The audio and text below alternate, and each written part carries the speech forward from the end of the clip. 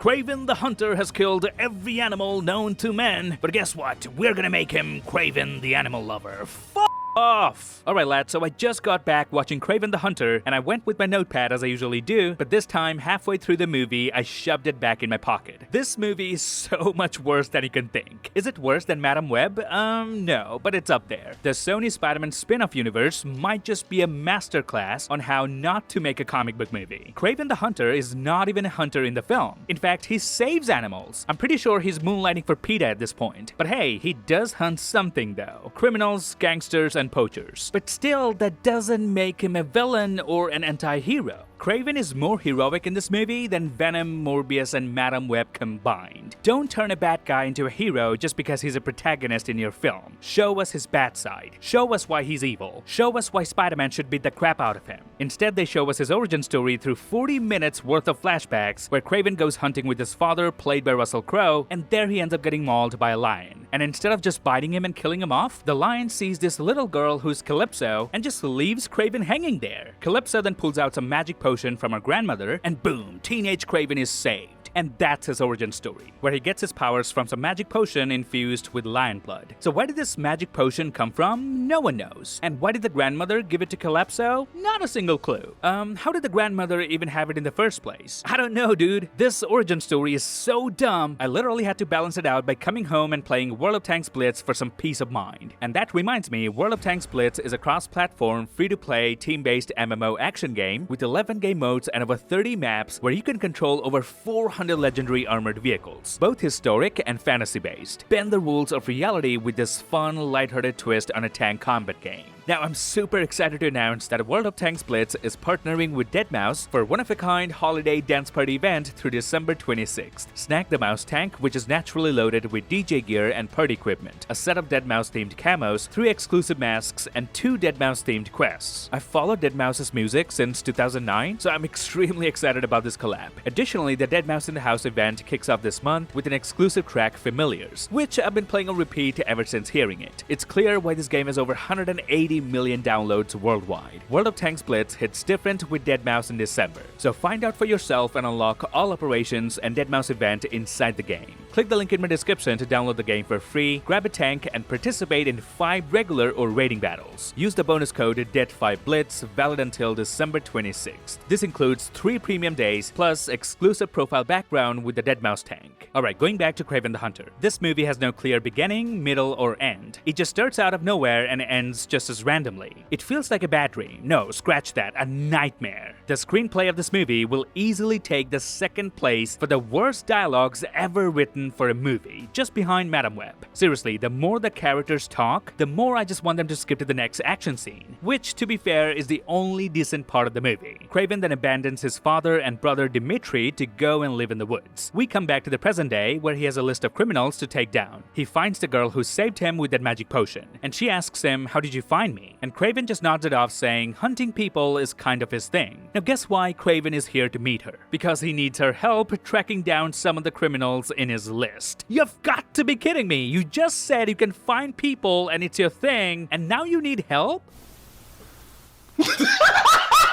We're over an hour into the movie and we still have no clue what's going on or why any of this is happening. Every good movie has to have an why. In Infinity War, it's Thanos. In Endgame, it's bringing everyone back. In No Way Home, it's Peter trying to send everyone home. In Deadpool and Wolverine, it's Deadpool trying to save his universe. But in Kraven the Hunter, for 1 hour and 7 minutes, we have no idea where the story's going. Until his brother Dimitri gets kidnapped by Rhino. Yes, that's another villain who is in this movie. But here's the thing, we don't care about Dimitri. We barely know him. And Rhino doesn't even do anything evil to Dimitri. He just talks to him about how they both wanted Russell Crowe's respect but never got it. If your movie is 2 hours long and you spend more than half of that time without giving us a reason to watch, what are we even doing here? After Dimitri's abduction, the rest of the movie is just Kraven trying to rescue him. That's it. That's the entire plot.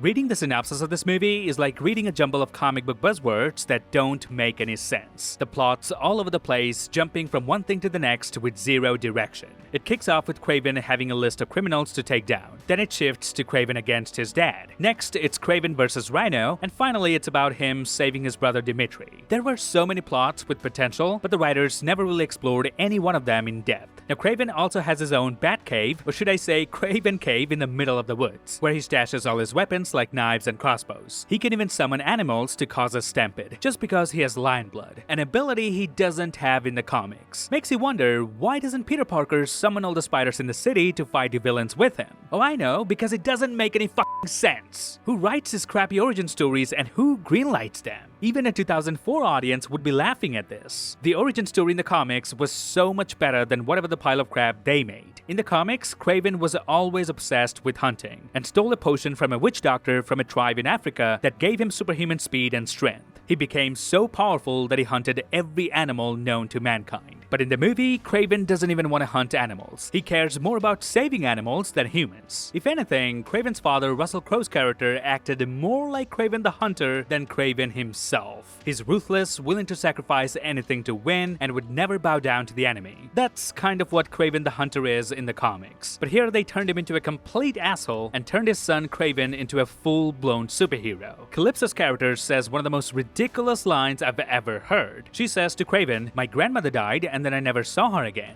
Bitch, what? What she meant to say was, I never saw my grandmother after that trip and then she died. But what she ended up saying was pure nonsense. I feel so bad for the actors involved. Aaron Taylor-Johnson genuinely delivers a solid performance, with an impressive amount of physicality, but the movie had no compelling story or precise plot. Daniel Day-Lewis couldn't even save this mess, because the writers are just outright lazy. Then they had another villain that even I didn't know from the comics, the Foreigner. He's a master assassin who can temporarily hypnotize people. However, his power is pointless, because right after he hypnotizes someone, he just shoots them anyway. So his hypnotizing ability is just as effective as shooting people. His final fight with Kraven is another disappointment, where the writers couldn't come up with an effective and a clever way to defeat him, so they just had Calypso's character come to the rescue and save Kraven again. Because of course, she has another vial of magic potion. She saved him when he was a teen, and now she's doing it as an adult too. She's basically the ultimate plot device. Whenever the writers couldn't figure something out, Calypso would pop out of nowhere. They were like, how can we make the lion blood gave Kraven his powers believable? Simple, we'll just have Calypso pour some magic drink into Kraven's mouth, and that will make the audience buy it. Okay, but how do we save Kraven from the Foreigner? No worries, Calypso will appear again, showing better archery skills than Hawkeye, even though she's a lawyer, and save the day by pouring another magic drink into Kraven's mouth. But didn't she say she didn't have any more magic potion left? Come on, of course she lied. Oh, okay.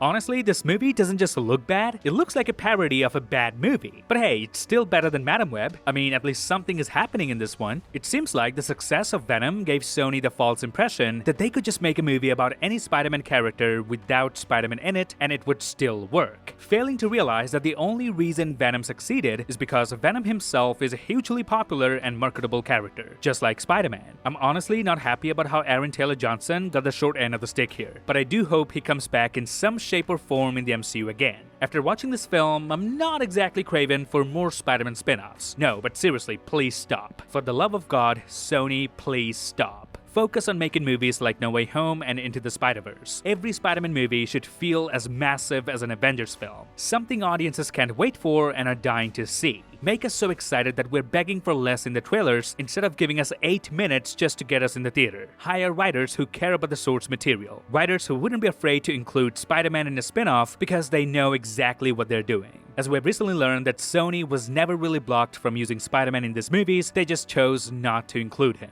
And that was the fatal flaw. And with that, I'm Mark Normand, and I'll see you lads in the next one.